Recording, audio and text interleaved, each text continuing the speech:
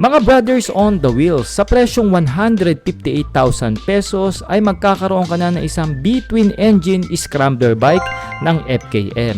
Yan nga yung Victorino 250i. Features nga sa motor na ito ang pagkakaroon ng isang B-twin na makina na kaya mag-produce ng 16.7 horsepower at kaya namang umarangkada ng 17 Nm of torque. Of course, naka-fuel injected na rin ito at merong 5-speed manual transmission, no?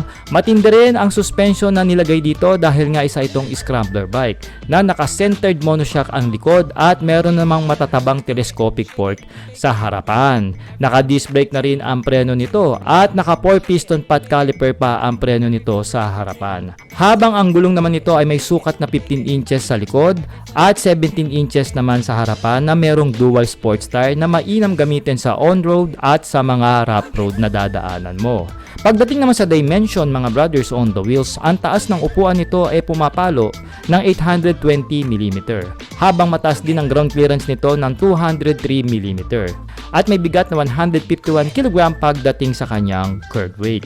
13 liters nga ang fuel tank capacity ng Victorino at ayon sa mga owner nito na katulad ko kaya po nitong makatipid sa gasolina ng 30 to 35 kilometers per liter in fuel consumption.